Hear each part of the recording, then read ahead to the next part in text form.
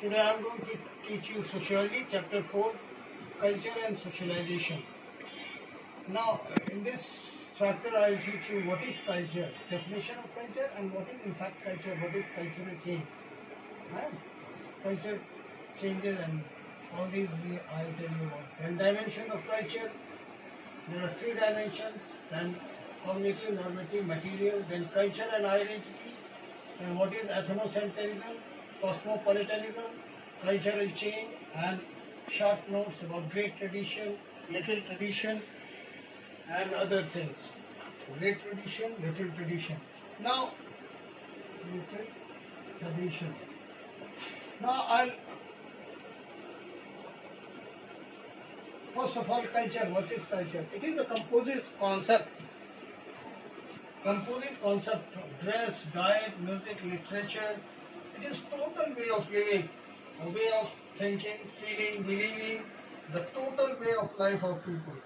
An abstraction from behavior, learned behavior, a store of house of full learning, the social legacy the individual acquires from his group, a set of standardized orientation to recurrent problems, a mechanism for the normative regulation of behavior. It is that it includes knowledge, beliefs, art, morals, law, customs, and any other capabilities, habits acquired by man as a member of society. Two generations later, they form. This is culture, total way of living. How dress, diet, music, literature, thinking, knowledge, etiquette, manner, behavior, total fashion, technology, everything comes into part of culture. Now there are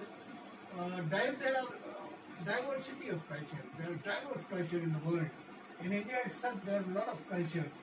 Every state has its own culture. People of different religion have their own culture. So a lot of diversities are there. That's why India is called unity in diversity. Diverse culture are there. And so this is culture. Now, dimensions of culture. There are three dimensions of culture: cognitive, normative, and material. So cognitive, this refers to how we learn to process what we hear or see so as to give it meaning. Identify the ring of a cell phone as our recognizing the cartoon of a politician. Cognitive, what we hear, see, all these things come into cognitive. The cognitive aspect of one's own culture are harder to recognize than its material aspect. And cognitive refers to understanding how we make sense of all the information coming to us from our environment. In literature, literate society, ideas are transcribed in books and documents and preserved in library institutions or archives, but in non-literate society, legend or lore is committed to memory and transmitted orally. There are special practitioners of oral tradition who are trained to remember and narrate during ritual or festive occasions. So this is normative. Now, this is cognitive. Then second is normative. This refers to rules of conduct, manners, rules of conduct. That is normative. Means what are the traditions? The normative consists of walkways, modes, customs, conventions, and laws. These are values or rules that guide social behavior in different contexts. We most often follow a social norms because we are used to doing it as a result of socialization. All social norms are accompanied by sanctions that promote conformity. We have already discussed social norms. Then next is material. Material, includes any activity made possible by means of material. Materials also include tools or machines. Example include internet, chatting, using rich flower paste to design column on floors. Then the materials, it refers to tools, technologies, machine, buildings, and modes of transportation as well as instruments of production and communication. In urban areas, the widespread use of mobile phones, music system, cars, buses, ATM, all come into materialistic. Refrigerator, computers, everyday life indicate the dependence on technology. Even in rural areas, the use of transistors, radios, or electric motor pumps collecting water from below the surface for irrigation demonstrate the adoption of technological devices for increasing production. In some dimension, in some it is uh, normative. Now, culture and identity. What is culture and identity? I have said culture identifies culture and identity. Identities are not inherited but fashioned both by the individual and the group. Though the relation with others for the individual, the social role that he plays imparts identity. Every person in modern society plays multiple roles. For instance, within the family, he may or maybe partner or a child, but each of the specific roles, there are particular responsibilities and powers. It is not sufficient to enact roles. They also have to be recognized and acknowledged.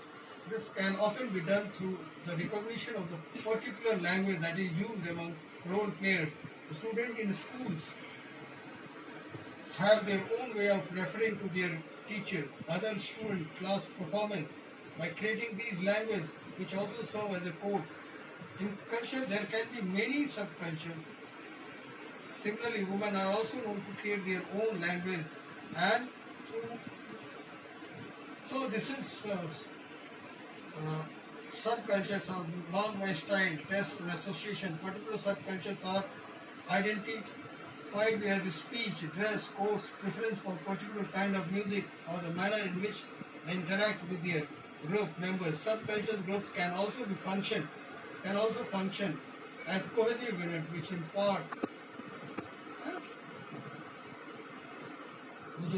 identity to all group members. Within such groups, there can be leaders and followers. The group members are bound by the purpose of the group and work together to achieve their objective. For instance, young members of the neighborhood can form a club to engage themselves in support and other constructive activities. Such activities create a positive image of the members in the locality, and this gives the members not only a positive self-image but also, in spite of them, to be formed better in their activity. The orientation of their identity and the group undergoes transformation. This group is able to differentiate itself from other groups and thereby create its own identity through acceptance and recognition of the neighborhood. This is culture and identity. Now, ethnocentrism. Ethnocentrism means when people are fanatic, they are having very nice language. Ethnocentrism is the cultural superiority. It is the cultural superiority